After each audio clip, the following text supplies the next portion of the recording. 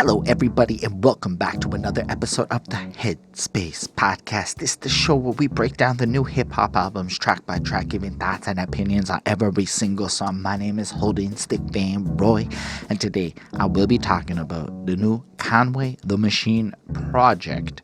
Look What I Became. I think, it's Look What I Became. Basically, I'm not sure if this is a full-length album, if this is an EP, if this is a mixtape. I know that it's 28 minutes, which puts it into what I call gray zone land. It's short enough that some people would call it an EP. It's long enough that some people would call it an album. Some people use number of tracks, some people use length. Wikipedia told me length counts, and based on length, this is a full album, but I'm curious to know how you break down that distinction, and we'll go on from there. Anyway, this is the intro bit. You can skip it by checking the description of this video to see when I start talking about each and every song, because that is the point of what's going to happen a little bit later on. On that note, I do know who I am. I can see myself too when I look in the mirror and stuff, or when I edit this later. But on the real, I want you to know that I'm in this to study the albums and to learn from the culture and to see what I can get out of just kind of, learning and understanding. Plus, Griselda's pretty dope in my experience so far. So seeing Conway the Machine put out a project just got me excited. But I also want to point out that I'm absolutely not about that life in any significant way. So if I say anything silly or a little out of whack, or y'all just think it's corny or whatever, feel free to let me know whatever you think in the comments, because I love the community that has been building over time, and I look forward to having you join it. And if you made that effort to comment, I will make that effort to answer you. On that note, I was feeling super lazy, so I picked this comment from 3 hours ago from Lindell Williams on our most recent review on the baby's new project, Kirk. And he said, "Body Count, going to be dropping a new album soon. Being that you reviewed them when you first started your podcast, you might want to keep an eye out for it." To which I said, hell yeah, I really do want to review new Body Count, because one of the earlier reviews we did on the Rock Show is Body Count, and I had to say I was absolutely blown away by that last project that came out. It was like Ice-T worked with a bunch of goats in the metal community to produce a serious, it was almost like if a classic rapper of some kind were to work with every single producer that was considered to be a legend and produce a song that held up in each of those subgenres. And that was the last album he made with them. So I'm like, that's pretty fresh. That was got me excited. Either way, I was mostly curious to know if y'all watching the Conway the Machine review also were excited for Body Count, if there was that kind of crossover fan bases, because I could see how there could be, and I could see how there might not be.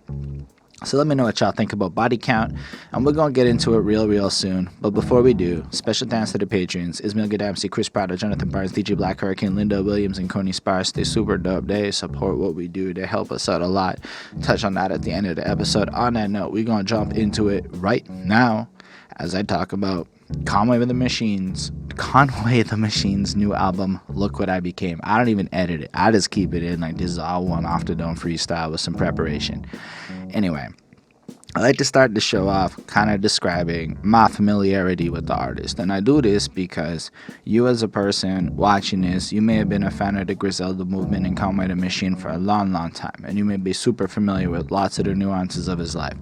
Or you may have found out his name because Griselda and Shady Records have an affiliation now. Or insert the way that you discover Conway the Machine, or you never heard of him and you're in that super small group of people that actually just watch the reviews and we teach y'all about music and y'all are dope.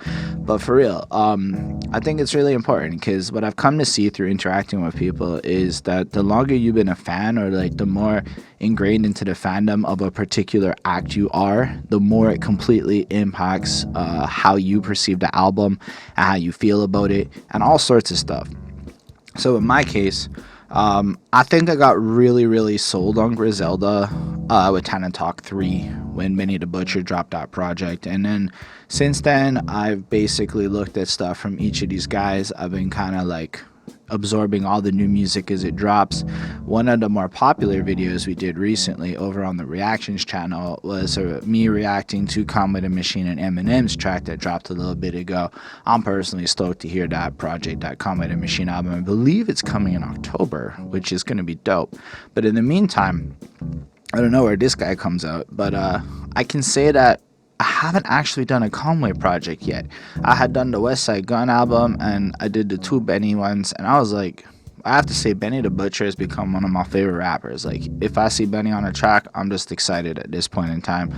And then I have to say what I heard of Conway, I really, really like so far, because he appears on Tana Talk 3 and the Plugs I Met, and he appears on the Westside Gunn album that just dropped, and I really enjoyed that project as well. And I can say that the grittiness, the way Griselda put stuff together, certain stuff like the little wrestling bars and the continuity between their projects is just nice. Like it's cool. It just feels like a group of guys moving in like a cohesion towards actually taking over hip hop, and like they're clearly about the squad, but like they're all bringing something to the table in a way that has me like just really impressed with everything I've heard from them so far. I haven't had a lot of a chance to go back in time. This YouTube channel has me committed to basically listening to what I review plus a little bit more, but I one day would like to like cover the entirety of their catalogs, like all of them, because I really think Griselda is something special. I think what I've heard has been some of the tightest, nicest, like not only good lyricism, but in general, I feel like, even including this one, I'll listen to these projects and I feel like there's stuff for me to learn from and become like a better person hearing the raps that they do. And I think that's amazing. And that's my like almost expectation coming into this project, is being really excited in a way that not many people get me excited when I see new albums coming out. As an example, Kanye West was supposed to drop an album this past Friday, and I was kind of excited because, like, as a reviewer, Kanye should get me some clicks. That's a cool thing. And then the album never came. Conway said his album would drop on a given date. I know how late I am. I know, even on my review, like, I had this ready to go like a week ago, and I was just kind of loafing because life. So, yeah. Conway delivered when he was supposed to, and that means a lot to somebody like me who kind of, not as a reviewer, but just as a person. If somebody says you're going to drop the project on a given date, have it ready. Or tell us that you're changing the date. Don't just use the ambiguity as a marketing gimmick. Anyway, this has nothing to do with Kanye. Why don't we get into this project? So I like to start off the project part looking at the album cover, looking at the title, Look What I Became. That's an interesting point, right? Because he's coming into his first big album release, and we can say it, I believe that's the one that's linked to Shady Records. I might be wrong. I didn't look that deep into it. And that's pretty dope. That's like a huge thing. His career has become something substantial. Like, I do think that a lot more people recognize who the Griselda people are now. I follow this like Wu-Tang group on Facebook. Honestly, because it's so weird to watch these Wu-Tang stans go at it. Like, I used to think Eminem stans were a certain way, and please take no offense if you're a Wu-Tang stan, but some of these people take it to a level where like it's like keyboard warriors like I've never seen. It's pretty weird, man. The amount of older cats and the keyboard warriorness I see going on, it's pretty fun to be a more savvy person on the internet these days.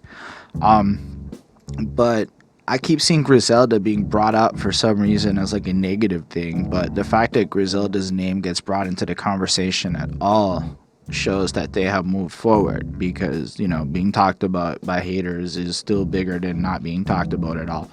So Look What I Became is a cool title, because it's almost like a testament. Like, I'm proud that I have accomplished what I have accomplished in my life, and even though people may not have expected me to be here, look what I became. It's an amazing title. It's so empowering. I really, really like it. And then you look at that cover, and I don't really know what the fuck is in the middle. It's like an egg.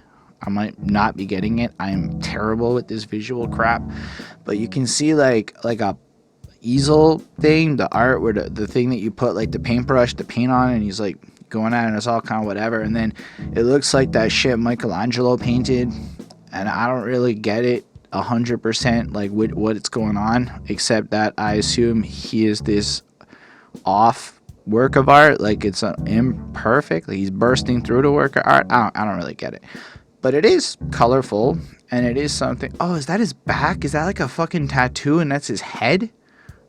Oh, I get it. That's like his face cut out. Oh, I don't know how I feel when I figure this shit out in the middle of the podcast. Anyway, that's his body. It's not like the paint thing. That was just me sounding silly. I'm gonna move on from this point.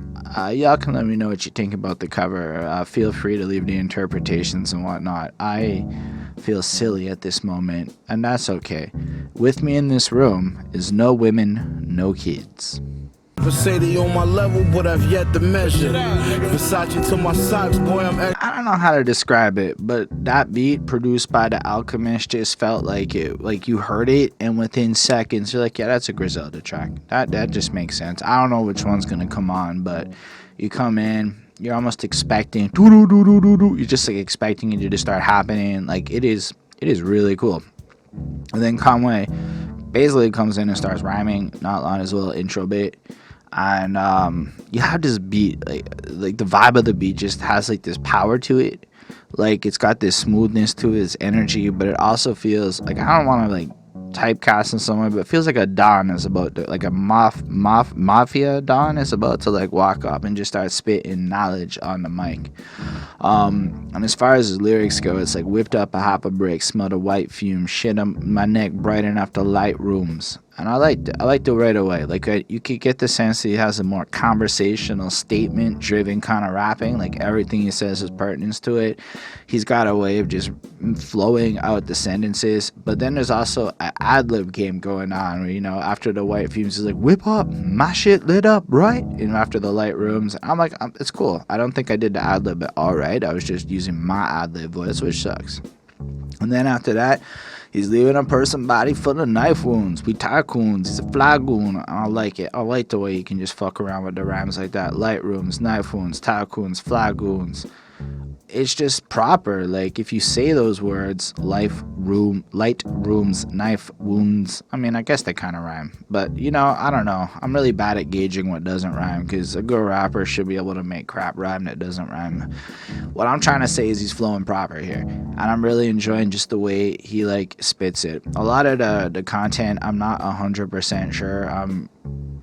Like in a lot of cases with this stuff, there's stuff that I guess goes over my head, and then there's just stuff I catch and I really, really like. As an example, my bitch 23 should dress like SZA.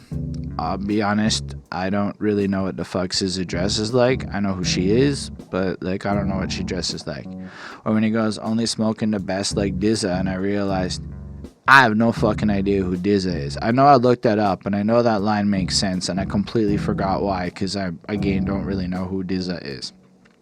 What I did know is he goes, if I need a brick cook, I know the chef like RZA, talk to him. Stacking all this cream, they're trying to inspect the method. And I thought that was really cool, right? Because he brings up Raekwon, RZA, Inspector Deck, and Method, who are the four contributing vocal components of this wonderful track called Cream by Wu-Tang. And I thought the fact that he brought up the cream and then specifically rhymed in like each of the specific members who contributed to the song is really smart and really cool. Then right after that, Young scoring on the opsy butt to set the record, and then that classic boom, boom, boom, boom. I don't know, man. The way they do that shit just makes me super happy every time I hear it. And it's just nice. I like when he goes and he kind of flosses about the sense of his impact and his strength. Like they say I'm too passionate as a writer, but I don't give a fuck. That's what happened when you fire. You can't tell me that these rappers not inspired. Before Reject 2, people was rapping like Designer, and then he has like this Designer like laugh kick into that. And that's an interesting point. So I had to look up when that project dropped, and it was like 2015. And I have to say that prior to 2015, like hip hop was not in like the same place it's in, and as far as lyricism goes, I was bigger on my hater days, because the truth is a lot of, at least on the popper side or the well-known side of hip hop, let's say stuff that makes its way to Montreal, Canada, you weren't getting a lot of this. The new didn't sound like this. I've since come to learn that the this always existed in the underground in some way or another, but it wasn't like blowing up in a way where like I'm hearing about it in Montreal. So I like the fact that he kind of like pits out his album, he drops it, points out that before me he had this auto-tuney Designer stuff, but I like the fact that he picks Designer specifically, mocks him with his ad-lib, and shows that his lyricism and the way he brings this to the table is almost a direct contrast to this other lane of hip-hop. And this isn't like he's just dissing aimlessly. It's like people's almost criticizing the way he writes, and his response is, y'all can say what you want, but like, yo, look at the impact of me coming out and music's changed. And the clear trend that's happening now is the lyrical cats is about to take over. Like, I'm telling you, you don't have to believe me, but I'm telling you, within 4-5 years, you're gonna see that stuff like this really more in the line of what Griselda, bars-driven music is going to take over again as the younger, soberer, smarter kids grow up and appreciate good writing again. Because, yo, all of this is metrically trackable and whatnot, and this is my little prediction over here. But, I don't know. I like the fact that he picks this Alejandro Sosa on the cat I aspire to be. And I took from that is that he's aiming for this particular level of height, and unless you're really up at that world, he does not give a fuck what you have to say. Then there's a little bit of an outro where he kind of shuts stuff up out, and he's like, you know, kind of pointing out the hypeness, and then the track just kind of ends a little bit. And I like the way he goes, struggling to survive, man, in this little skit that happens at the end. When he's struggling to survive, you need to follow, so I figure why not give him God. And that's an interesting way to end this track, because it's like, while everyone's out there struggling, at the end of the day, as I understand, God could reference black man or a strong individual in this kind of context. So in a world where everyone is having a hard time, why not take who you are and your story and your message and give it to the people as the music? So he's taking this little skit where, for the life of me, I don't know what it's from, and kind of using it to exemplify a little bit of the passion of who he is. So it's so well placed. It's really well done. Whole track is like one strong verse where he just drops a little bit of a mission statement, letting you know he's here and that his shit's gonna pop. And I really liked it. I'm a really big fan of the sound. I don't think it's like the bangerish shit, but we have to keep in mind that he probably has the bangerish shit dropping on the album next month. I think it got me hyped. It was a nice little treat, and I give it a 4.25. As we move on to the next track on the album, Hawks. I'm the nigga that they doubted. I created my own lane on these niggas. Man, there's just something about the way he raps this track. There's almost like this intensity, like this emotional strain that he puts on every single syllable in the way he like delivers it, that I feel like it takes like what we heard in the last track and it like cranks it up a notch into like an intense, great experience. This track is like half as long as the last one, and it's basically just like a verse over this beat, this time produced by K Slugger, and it comes in, and I really just right off the jump, I felt like even the rhyming was a step up. I see you trying to take the formula, make it cornier, I'm on to ya. And the way he rhymed formula, cornier, and on to ya, it was like, he did it. He just killed it. Like, I'm certain, like, it's not that challenging if you, like, put your mind to it and whatnot. But he just made it sound so freaking smooth. Had to give him that shout out like that. And then don't make me call Shorty up. He pick his 40 up. I'm like, oh, fuck. He's killing it. He's keeping it coming. Shooting your corner up. Send you for a ride with the coroner. I'm like, okay, the corner line was a little cornier. Ching, see what I did there? No, but for real, he kept it going. The boom, boom, boom, boom. I feel like this is like one of the strongest starts on this album, and it just got me like excited. I mean, he's not like necessarily saying a whole bunch per se here, just straight up like, I'ma fuck you up. But the way he said it, he just laid down those rhymes. It made me really happy. And then as he flows on through, he just kind of keeps it going, you know. Invested in the real estate and made safe houses, same block where I decayed water and I made thousands. I could take my bricks and make a game mountain, open my garage door and pull right out it. It's flossy. It's coming through with the rhyming. I don't have like a whole bunch of stuff to comment on until, you know, he's going. And then I heard, you can't take my chains, but my jewelry don't go away. I'm like, all right, that's cool. You can't name a dude that flowed today that's fucking with me. I'm like, all right, that's true. I can't really name a dude except for Benny the Butcher who's fucking with you, because I'm not really sure if I like Conway or Benny better. I feel like they both do a slightly different twist on a similar thing here. Sound great together. And then he goes, just think everybody's food is a throwaway.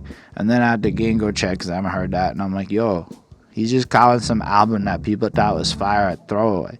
And the fact that people thought that was a throwaway. In a sense, you probably got to assume then, look what I became is like another throwaway to hype up to the project that's coming. And even to that end, everything I touch, this shit's a classic. Caught a plug, get the packaged and get in traffic. I already saw half it before I ripped the plastic.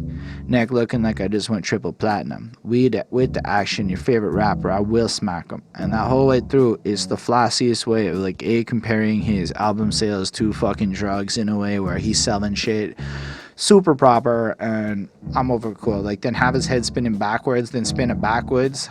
I'm just like, damn, this is just proper. It's hard, it comes in, it smashes, and then it sounds like over, and you're like, what? And then it's not done yet, because one of the nicest lines that comes is at the end of this track when he goes, who's the hardest in the streets, motherfucker? You know it's us. I ain't bringing New York back. I put Buffalo in the front, motherfucker. And I'm just like, oh shit. And that I respect a lot, right? Because like, I'm from a city that ain't got no fucking love internationally in the hip-hop scene. Like, nobody that fucking knows anybody from Montreal. So I could imagine it must be even worse if I was in a city whose state was the name of this city that was really synonymous with hip-hop. Like, LA is part of California, so you can say California and it encompasses multiple things, but when you say New York, you think NYC, to a lot of us at least. So I like the fact that he's making that differentiation. Like, I'm bringing New York back. I might be from this state, but fuck that. I'm putting Buffalo at the front, holding it down, showing you what's up, where he's from. And I respect that a lot. Just one thing I know about Griselda is they are from Buffalo, New York. And I went as far as to Google where the fuck that was. And I had no idea that Buffalo is right on the Canadian border. Shit fucked me up. I'll be here learning American geography, which to you, U.S. citizens watching this, might seem like matter of fact, of course, especially because Montreal's right on the New York border. But that's not the point. The point is, why the fuck do I need American geography for the most part? I live in Canada, and it's not like I go to the States very often. So in the same way that y'all probably don't know a whole lot of Canadian geography, I don't know a whole lot of American geography. And if you do know a lot of geography, wasn't my favorite subject. What am I supposed to say? Still, it was cool to see that Buffalo's pretty close to my country. That was nice. I like this track a lot. I like the beat. I like the way he rides it. I gave this a 4.5. It was proper, and then it goes into the next track, R.I.P. Owen. The Royal Rumble matchup. Let's see if he's going to ask them about the fact. I remember being younger and like a kid, and we would go to the Super Club Videotron or Blockbuster, whichever one was around, and they would have tapes, and in the back of those tapes, it wasn't porn, they had wrestling. And I remember we took home some of these wrestling tapes, and there was a whole bunch that had Bret and Owen Hart doing their thing. And I just wanted to say that when I heard this, I instantly felt like a little sad, because it's a little sad what happened to Owen Hart. And in general, I'm in Montreal, and the Montreal screw job happened in Montreal. So I don't know. I guess it's just when I hear Bret Hart, I think of that. And then I thought of Owen Hart in the title of this track and got kind of sad, whatever. But I kind of like what this track does a little bit, because it presents Bret and Owen as on a team, but about to go into a Royal Rumble, which is where you have 30 people who go into the ring. Starts out with 2 dudes, and then every like 90 seconds or 2 minutes or whatever, another dude enters the ring until it's all full. And then as this is going on, anybody that goes over the top rope and then both your feet hit the ground, then you're eliminated, as they play up on that trope, as a lot of times people will go over the top rope, but feet won't hit the ground. Anyway, I know, you know what, that's fine. Sometimes I'm going to go on a pointless anecdote, and this time I stopped myself. But what I took from this is, if you think about the situation with Griselda and who's on the track that follows this, it's almost like Griselda's about to leave Buffalo in a sense and go into global hip-hop, where each of these dudes is about to go and compete to be number one, to win their respective Royal Rumble of the hip-hop industry. But at the same time, they're all a team, they're all family, and they're all gonna ride together. So I thought that this skit was kind of an apt little segue between the two things. And I don't know if y'all think I'm crazy on this one, but let me know what you thought about that little theory I came up with for this song. overall, I gave it a 4 because I thought it was pretty smart and insightful. But on the other hand, I could totally skip it and never hear it again because it's one of those skits. But I liked it. I really thought it was interesting in the way that it flows so eloquently into Tito's back. Used to flush the toilet with water in the bucket on my neck, looking like some frozen water. Man, this starts off and you just Griselda. You hear it at the beginning, like you know this one's gonna be special. Like this one's gonna come in hard hitting. And then I just like the intro. We take the breaks when we go to quad. You see what happened to Pac, right? We ain't fucking with these. And then it's just like, okay. So I get the assumption here that when they go to the particular quad recording studio, which is I believe where Pac got robbed, is what they're referencing about here, they come equipped to deal with the situation. And then what I like about this particular verse, and this beat, by the way, oh my gosh, it's just straight, like it oozes that Griselda grimy, crimey sound. I don't know how to describe it, but if there was a Griselda sound, it's what the fuck this beat sounds like. I might be wrong on their old stuff, but this is just everything I've heard this year has had this overarching sound to it, and I love it. But just the way Conway starts, 2 bodies on a broken 40, I'm like, okay, that's nice. Like they kind of feel like they're cruising or whatever. Your favorite rappers is broken 40, and I'm like, shit, he's not even fucking waiting. He just gutted a lot of people. Like there are a lot of people who made eloquent albums and really have no money as they're old. And it's interesting if these are the heroes, you know, like, is it as commendable if you couldn't retain your shit? Either way, Conway's putting it down. Being broken 40 is not cool and not what he's aiming for. Ain't gotta lift a fucking finger. Tony smoking for me. Not only got the illest bars, we got the dopest stories. And I like that because it presents them like, yo, we got the real life situation. We got people that handle stuff for us. We also can rap well, and we can fill it with good bars that are interesting. And then Benny came in, and I was like, yeah, I like Benny. Benny's my favorite. Honestly, I'm gonna have to say Benny's my favorite in Griselda, then it's Conway, then it's Westside Gunn. But man, just the way he flows it. I went from playing with Ninas and click-clacking them namas to walking out of Neiman's mixed matching designers. A whip crack, I bought a brick back to my mama's on a crash course. I wore a chin strap in the Honda. And it's just like, again, blunt, straight to the point. I went from, you know, playing with guns and shit to getting nice clothes. I went ahead and flipped crack around and did a bunch of shit. Got it happening.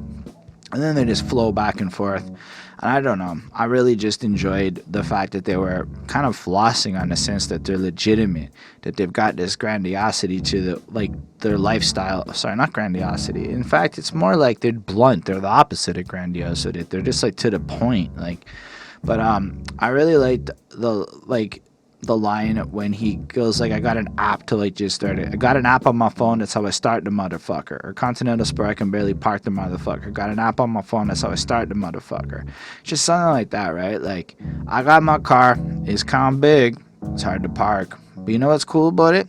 I gotta use an app to start it. It's fucking dope. Like, it's just like this regular shit. Like, it's not over the top. Anybody can understand what the hell's going on here. But the same way, they deliver every single line with like a sense of excellence, with this proficiency to it, and it's just freaking dope. Like, I like when Benny's like, I'm from the town where they carry 30s and marry birdies and all the young getting buried early. I went to war, held that cannon firmly. I got that tight wrist and a white bitch. You only compare to Fergie. I don't know, just the way he rhymed that, the way he said it, it was blunt. It's like, yo, this is where I'm from, this is the world, the environment. Like, you get the sense that they're from a grittier existence than you. They're doing some harder shit than you. And at the same time, they can rap better than you. And then you get Benny coming in on the chorus. Most of my getting richer, the rest of my the smoke you. My little homie put me on a lick. Got a flip phone that I made dope moves. And I don't know. I just like the way it sounds, the way he raps it. I don't really know if lyrically it's super profound, but it's anthemic in nature. It just feels like everybody in their squad is winning. And I think that's my favorite part of these guys. This is not like an I effort. It's we. And that we is really noticeable in a world full of I's. And then all of a sudden we get Westside Gunn, and he just doots for a while. He's the fucking king of New York. And then he's just like, I don't even gotta rap. Fuck y'all. I'm getting too much money. I'm Hollywood. La la la la la la. Fly Guy. And I'm like, what is going on here? And he just proceeds to just kind of do some ad-libs for a while. Does the la la la la la la again. I'm like, he's just kind of prophesizing that they're going to be here for the ever 13 years, 2050. And I'm like, that's more than 13, Westside. But still, people are out there. They're futuristic. They've laid it down. Gives a shout out to his brother, Machine Gun Black. I believe it's his brother. I might be wrong. I know it's one of their brothers. And then get the chorus again and the track ends. And I'm left with this experience like, so that was amazing. And then Westside Gunn shows up and talks. And then it goes back to being amazing again. And I love the energy of what Westside Gunn did. It's very punk. It's very go fuck yourself. I'm really on top. It doesn't sound bad. It works. It's like an interlude on the song. It is bold. I don't know how I feel about it. So I gave this song a 4.35 on 5. Had that Westside Gunn been like a verse or something, I might have given this a 4.5. But I don't know how to process that Westside Gunn bit. Let me know what y'all thought about that too. On that note, the next one on this album is called Black Spoons. I wear to offend you. Real hustler, I got 3 phones with So yo, I have a serious question, and I would like to know why a real hustler has 3 phones. 2 phones make sense, but is it because like you have a third phone because there's like this extra layer of protection?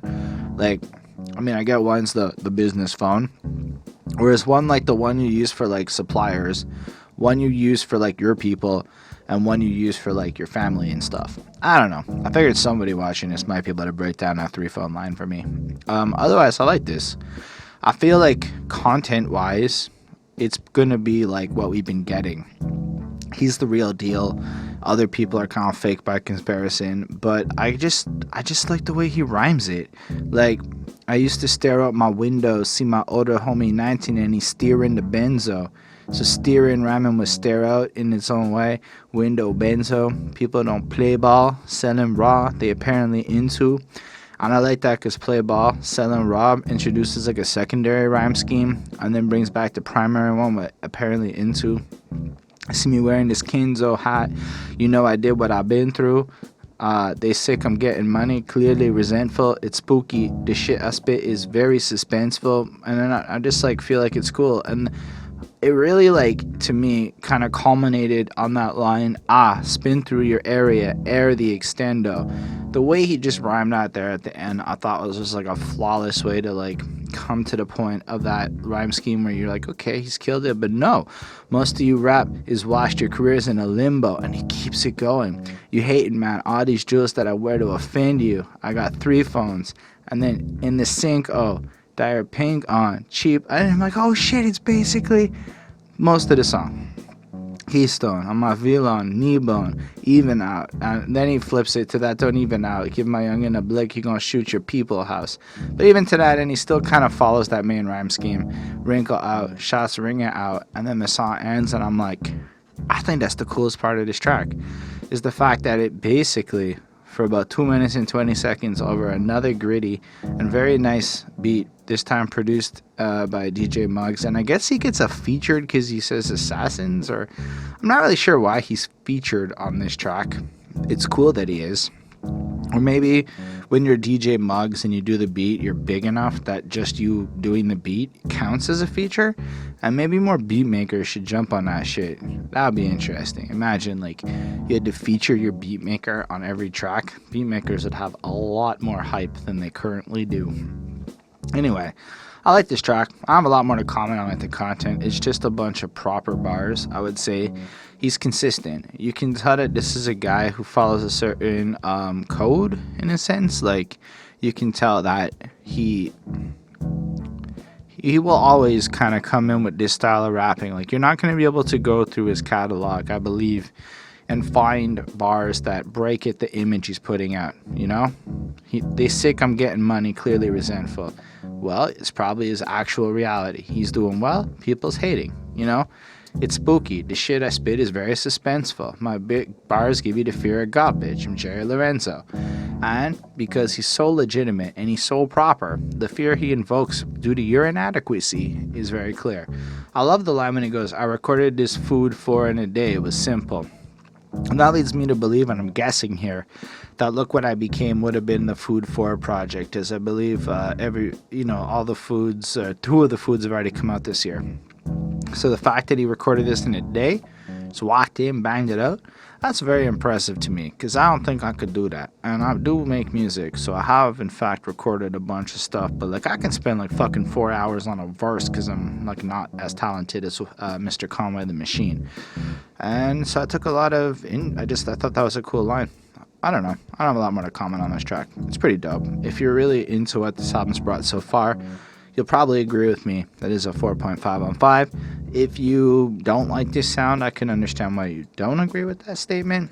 Either way, the next one has some features, and let's talk about Vino D. When you rolling with me, now is you rolling with me? When you rolling with me. So I know that y'all have seen the news. A certain colorful haired boy snitched, and one of the things in his snitching is that Jim Jones is a retired rapper.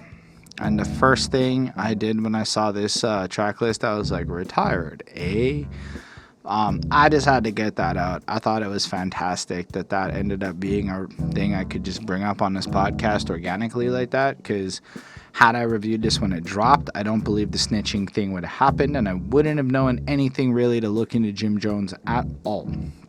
Still, this song starts off and we have our first chorus, actual chorus, singy kind of, not so much actual because Benny brought a chorus, but let's say in a song that qualifies having a chorus due to featuring extra rappers and whatnot. And this singiness from El Camino, and it's all right, now he's rolling with me. It's very repetitive. He's singy with it. It's nice. And I don't know. It wasn't really my favorite chorus. It's not that it was poorly done. It just didn't resonate with me, in like an earworm kind of way. It was more like, yeah, okay, I could deal with this chorus ending sooner rather than later. But then Conway comes in and the beats flows out and the rapping starts, and I'm like, oh, I'm back in it. This is all right now. And as far as Conway goes, at this point, I mean, his rhymes are just proper. You know what's poppin'? You get in my whip. We got them 30-shot Glocks. We got sticks. We got them 30 shots pop. You got your hot top hit. We doing drive-bys. We listen to Pac shit. And I kind of like how he sets that up. If you get into his car, these are the conditions. These are the rules. In this case, we got a bunch of guns. We were going to do drive-bys. This is the reality of our world. And we listen to Pac. Hot, stay in your lane, bro. That's all we saying. These pussy might have thought we playing. And I think it's an interesting point that he's like, this is our lane. This is what we do. You stay in your lane. We're not going to have a confrontation. Meanwhile, this world that we do lyrically, I believe he's trying to imply here that in the vein of this more, I guess we going to come shoot you up rap. They are king. They're going to do their shit. Don't fuck with them. I took it kind of like that. Maybe I'm wrong. But I kind of like that stay in your lane thing because it gets referenced later on in the track. I liked when he said riding with that Drake, but it ain't no Audrey Graham. I thought that was just a cool line because, Drake's Audrey Graham. That's a Canadian. I like it when Canadians get brought up. And then I also liked when he goes, send fingertips numb from bagging all these grams. Send to his wake, it only cost a band. So he's broke from all that effort, or his fingers are numb from the effort of bagging stuff up. And it's little details like that I find interesting. Just the fingertips numb part, right? I don't think I heard a rapper say that before. And that's one of those little things where I feel like you'd only think to say it if you'd been there, done that, and it was something you distinctly remembered. So you tucked it into a little line like that. Maybe I'm just reading too much into it, but I feel like across the board, it's little stuff like that. And there's another guy on this very song that gave me another moment like that. But then following that, he's like, yo, it only cost me $1,000. I think a band's $1,000. They're like, kill this dude. I'm like, fuck, they're strong. Then I get MIA like a Dolphins fan. Get it? Because there's no such thing. Anyway, steal a crumb from me, then I cut off his hand. Hope your mama got your funeral and your coffin playing. And I'm like, damn, that's strong. So if you fuck with him or you steal from him, he'll cut off your hand and then take you out. And let's just hope everything's already arranged in an order. Then we get the chorus and I'm like, yeah, this chorus. But then Jim Jones comes in, and again, I've never really heard this guy rap before, so I was pretty excited because, 6ix9ine said stuff about him. Like whatever your feelings are, maybe we can talk about 6ix9ine. If you guys want to see a 6ix9ine video from us, I'm happy to talk about it. I'm curious to see how y'all hate me for my opinions on that one. Meanwhile, one of the things in this verse, I believe, I'm just trying to find it. You ever had to piss after a 6-hour trip where there's no rest stops until the gas tank is empty? Pull up to your block now. The gas tank is Bentley. And I thought that was fantastic because he's just kind of describing a situation where he's picking up some stuff and whatever, right? He's going on the trip, but you know what never gets brought up on TV is bathroom stuff. Like the show 24 with the 24-hour clock, nobody uses the bathroom. Now, I guess you could say, well, people use the bathroom in the scenes they're not watching. Cool, but the fact is he's pointing out, have you ever had to piss after a 6-hour trip, but there's no rest stops until the gas tank is empty? Like, you got to keep going until you have to stop because what you're doing in that situation requires you to keep going, and you don't have the luxury to just stop. And have you ever had that feeling of having to hold your piss in going through that? And it's, again, that's little details that I'm like, ooh, that just adds like a whole nuance to everything he's saying that makes it more believable. I liked when he said, tried to humble myself, but they only respect the violence. I'm from a reckless environment where they lack intramurals. Pray for us in the ad-lib. And I'm like, damn, that's a strong point. Like, yeah, in some places where there's the murals and the attention and everything going on, you're right, that will absolutely maybe be a certain thing. But I think we often forget about the fact that there's a lot more neighborhoods where maybe that violence is still predominant and there isn't anybody looking or paying attention to what's actually going on over there. Either way, the rest of his verse is proper. I really liked it. Even in the front, at the end, I'm still front. Blood, diamonds like it's Senegal. And I thought that was a fucking strong line. Like, he's affiliating, I guess, with a certain allegiance. And then tying that into the blood diamonds, like it's Senegal's, but diamonds as in that's his shit, like it's Senegal. And I'm like, oh, that's actually a really proper and well-delivered line. Then Dave East comes in, and his voice is instantly noticeable. That was my first thought. And then, you know what's cracking? You come to my trap, you can buy coke, dope, pills, or you can buy crack. I'm like, damn, that's fucking blunt. You want to come to his track? Just buy the pills and stuff. Just buy it out right here. Oh, they think they tough to slide in, we gonna slide back. Powder, we can bump it, but don't try that. Jim Star changed his face. Talladega in the kitchen, shake and bake. My man got a dead arm, he'll break your face. I don't know. I don't really have a lot more to comment on his verse. There wasn't a lot of lines and references to stuff where I'm not feeling like anything was like truly next level.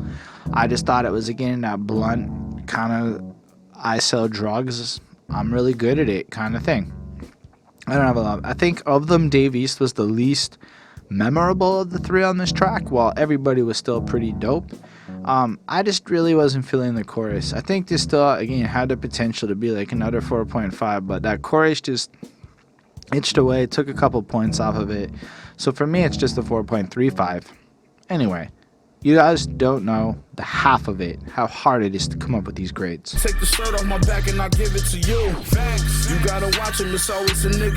The next track, I feel like the beat is just super distinct. It has like this triumphant soldier feel to it. Like, you feel like the soldier is gonna make it through this battle that they're fighting, but you also feel the weight of the battle that's going on the shoulders of the soldier. Anyway, this one is cool in the way it starts. It's got like the chorus playing out, but he does it differently, almost like he's talking it through. Like, he's almost like super stressed, like, I've been so stressed out lately, you don't even know the half of it. Get the drag out the lung, said I need to smoke, bring up me a half of it, you know, like, needs to get a half. Oh, gotta pick it up, got a little bit of shit from whatever. But then he's like, hold up, and then he just like kicks in and the chorus comes in proper. And this time he's like, you know, says it all proper. And I like when he goes, the plug loved me, he ain't gotta front me, I got all his money, not half of it. And it just kind of like takes up this whole like situation where he's playing on half of it in every single part of the chorus. But the second point, my homie just finished 10 years of his prison sentence, that ain't even half of it. I was like, damn, that's really heavy. I don't know anybody in prison like that. I have had people in my life who have gone away for a couple of months or things like that, but I can only imagine what it's like to have somebody I care about be gone that long, 10 years, and that's not even half of it, you know? And then he just whipped up a break before it even dropped, so half of it. And I wonder if that has a little bit to do with the music, you know, alluding his drugs to music, but still, then the plug loved me and got all his money, not half of it, which is an interesting point, because if it is about music, that's super rare that he can actually produce it all on his own and doesn't need a loan. And then he just kind of follows on through. I like when he goes, bought that bitch some new titties. She already had a fatty and a flat stomach, you know, flowing it around, like changing it up but keeping the same rhyme scheme. And then you got the verse that comes on through. And it's really just like a long, pensive verse, you know. I ain't going for shit. I ain't hearing it. If I got it up it, I'm clearing shit. VS on my bust down is clear as shit. You know, I'll know what's up and whose year it is. You can't fuck with me, period. She want to fuck on her period. I'm like, bitch, you can't be serious. So he's coming in. It's his year. And if she has a little bit of period stuff going on, there is absolutely no intercourse going down. I understand it. I mean, in theory, it's just all proper, but there's some part of my mind that just can't get past it. So I'm with you. It's a little bit weird. Now, maybe y'all are into that and you just go in. I don't know. I'll learn maybe. Anyway, I showed a lot of love, but that same love never got reciprocated. Even when I put in position, help it get situated, change your whole living situation. But that's just what real do. If you my bro, you know I'll take the shirt off my back and I'll give it to you. And I love that shit right there, because it's like, it's real leader stuff. One of the things I've noticed about this squad, or certain real ones, is that it's always about building up the team. It's always about building up the people around them, and then always there's the people that they tried to build up who ended up stabbing them in the back and hurting them and betraying that trust. And then it's like, you gotta watch them. It's always you let that be stealing from you. I looked in the mirror and said, machine ain't nobody that's realer than you. My little brother upstate is money on his phone when he wanna call home. Told him he ain't gotta worry about shit. Got a bag waiting with my boy home. And that's crazy. Like, a little love he has for people. Like, yo, check it, man. When you get out, I got you set up. You're not gonna be on your own. You're not gonna be stuck. We'll take care of you. And I just think it's so commendable. But it's heavy, right? It's just stuff he's got to, like, think about. How he's trying to be the best out there. And, you know, I don't know. I really, really like it. I like how it just kind of ends with that chorus. And then there's a little outro. And it flows.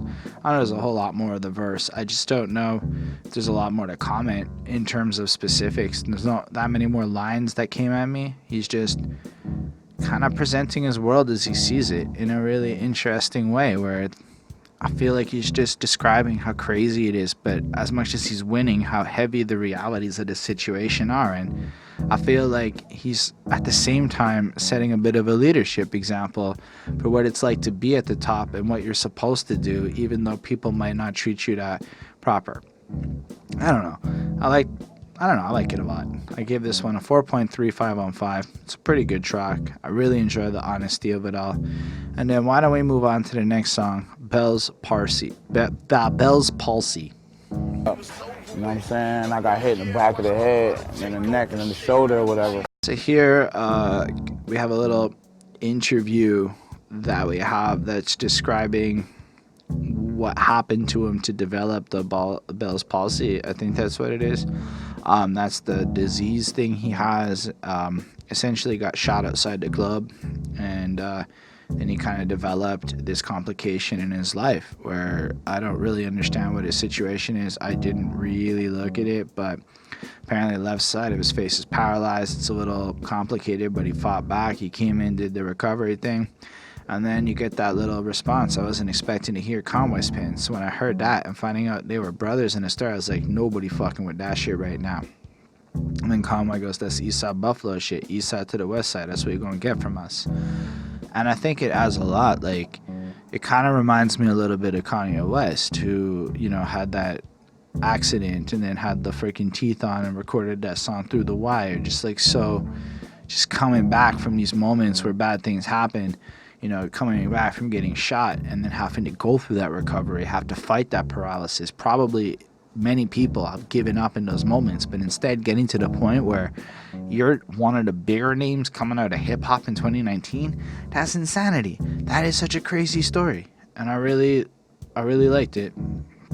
I really liked the skit because it just kind of like explained a little bit of what's going on, especially for somebody like me who wasn't aware with the details of what happened. So it was cool. I give it a 4.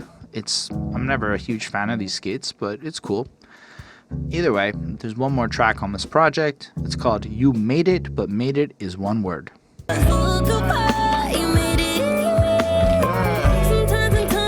This is a really cool song because it took a second for me to like understand what he's talking about.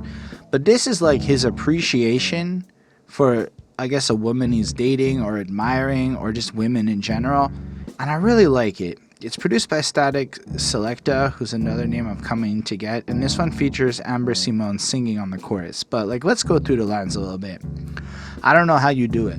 All that shit you go through, you just get through it. Don't post your business on the gram so nobody never knew it. But when that shit was looking bad and your situation was bleak, all you did was persevere, because ain't nothing about you weak. And that's amazing. Then in the ad-lib, I ain't nothing about you weak, shorty. So this is presenting to us a person that has some real struggles. And I just picture single mothers and shit when I hear this. You know, people who really always put other people's well-being before their own, and who don't post their drama online, who just grind through the day, who work the 2 jobs, who just do it all and like never complain and never even let you know that they're handling stuff, you know? But he's letting you know that people on the sideline watching your moves, but they can't never judge you. They can't walk in your shoes. They ain't know what it's like trying to raise a son and a daughter and got to do it on your own because killed your baby father. And then you get that extra little context of how, like, you know, this woman's doing whatever she's got to do to make that money to provide for her family. But because people killed her kid's father in a bad situation, and then she had to like handle it. So it might look a certain way to you, but you don't know when you're judging people the specifics of how they ended up in that situation. Anyway, and you ain't had no help, had to do it yourself, working all them double shifts to keep that food up on the shelf. You took care of them kids though. You ain't let it knock you down, ain't let it stress you. Heard you open your own business, you gonna be successful. When you hurt and inside, I can see it in your eyes. I know you ain't been the same since your kid's father's demise. I just had to let you know I think you brilliant. I made this song to applaud your resilience. And I'm like, holy shit, eh? So this is like Conway the Machine has either seen a specific woman or many women, and this is just people who are just struggling and going through the day, just trying to cope with their emotional trauma, but making sure that their kids are all right and just making sure everything's okay, even though they're irreparably scarred on the inside. And he just wanted to create this like proactive dedication to them, and I'm like, what the fuck? Look, like as far as song concepts go, we've had like the one theme that we've had, and then this shit came and just caught me completely left field. It's a really nice hook. I know that life ain't always treating you right. I know you're tired I was putting up fights, but I know it'll be alright because look how far you made it. And then it's an interesting mantra, right? Like, if you have in fact come this far in your life, then obviously you can make it the rest of the way because you were strong enough to get this far. And even if it's hard, even if it's ridiculous, the fact that you made it this far means you're going to make it to the end. And it's just really beautiful. It's a really beautiful sentiment. It's something I think he can really relate to, especially having to have had his own comeback come through. But the fact that instead of making his comeback kind of song about himself, to flip it on the ladies like that is amazing.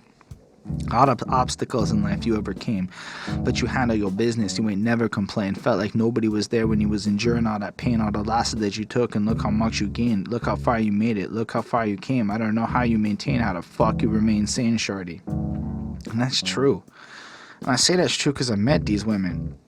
My mom became one of these women at some point. Like, people who have to just figure that shit out. People who feel jilted and betrayed by the whole world. Maybe other men in their life have treated them poorly. At the end of the day, they feel like they're stuck on their end or whatever. And then after laying it all down, Conway is like, I just admire your strength. You deserve a king to spy on you gifts, throwing diamonds on your fist, got you rocking all the designer you wish, etc. And then he lays it down. You got my number. Every time you dial it, it's lit. You the shit. I'm just acknowledging it. Knew you was special the moment I met you, but you had issues in your life starting to stress you, and I wouldn't let you. Yeah, I love the way you persevere. Now when I see you smiling from ear to ear, if you ever need me, I'm here. And then I'm like, did Conway just tell us all how game works in like a really appreciate a woman kind of way? Like, allow me to be clear with how this song lays down. Conway sees this woman, admires and appreciates her strength, how she perseveres through the day, how she gets through, we'll say, all of the struggles, and then comes through and says, look, man, I just admire the amazing character of the person you are and seeing everything you've been through. I just want to bring some joy to your life and give you what you deserve. And I'm like, shit, Conway just wrote a gangster-ass lady song. And then there's that outro where it kind of leaves it as like an open dedication to all the ladies out there and all the things that they have to go through. And yo, in my life, I've come to really appreciate all the ladies and all the things they have to go through in light of a lot of the negligence I've seen from my fellow men out there. So I just had to say this track blew me away a lot. I thought it was really beautiful and a really interesting way to end this project, especially to give us some versatility in the subject matter and to, I guess, give us a little bit more hype for the new project than we otherwise would have gotten. Anyway, that's the end of this review. The end of the track by track part. We can do the little summary part. I gave this album a 4.311. I mean, it does its job really well to serve as a promo tool to bring Conway the Machine's name back into the conversation, giving you some quality music. Because don't get me wrong, everything on here is, in my opinion, quality. Is it my favorite stuff I've heard from these cats? No. But am I disappointed in any way? No. I think this is well made, and I think that it has me stoked to see what like the proper album's gonna sound like. Like, if this was throwaway stuff, if this was just like giving me something to like satiate my appetite, as like the third project he's dropped this year, with a fourth project to come, like, come on, this guy it's insane. It's really well done. I'm really impressed by that. I think part of it is just seeing that he released 2 other projects this year, even if they're not the longest, even if they're all kind of short, even ifs. I don't see that many people pulling it off. Alright, there are a few, like 38 Special is one of those cats that's doing that kind of thing. There's a few of them, but not a lot of them. Just a few of them. Anyway, if you like the overall sound of the first track, you'll probably like the whole album. If you don't like the overall sound of the first track, try the second one. If you don't like that, you're probably not going to like the rest of the album. Otherwise, I don't know, I would check out You Made It. It's a pretty cool song if you don't really like the themes of the other songs and want to see another side of them. Otherwise, I don't know if you caught the Kanye West Jesus is King. Like, there's a video on YouTube surfacing of just like him playing the album. If you caught that, I'd be curious to know what your thoughts are on the unmixed, not completely finished version of the project you can kind of hear over the crowd. And I'd love to hear what you thought about this Conway the Machine album. If you're excited for more Griselda projects in the future, if there's any you think are a must that we have to review and talk about, I'd love to hear your thoughts on that too. Any comment that you leave, I'll definitely be answering you and making sure that it's worth your time to leave us a comment. And yeah, like the video if you did. Subscribe to the channel for more reviews. Special thanks to the patrons: Ismail Gadamsi, Chris Prado, Jonathan Barnes, DJ Black Hurricane, Linda Williams, and Coney Sparks. They're dope. They helped us get a new camera. They support what we do. They get to tell us what albums to review sometimes. And with them, we're going to be getting a new website. We're going to be getting our podcasts on all sorts of other platforms.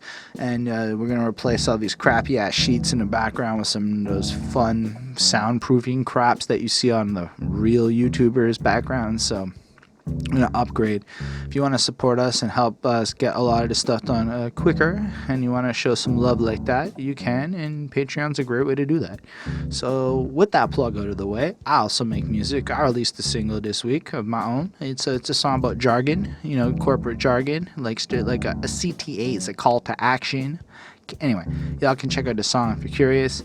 And otherwise, links below. I'll have an album dropping in October. I'm very excited to get that out. It's taken me well over a year to make, so I'm super stoked to be able to share that with y'all. And that's about all I got to say about that. And have a great night. Bye.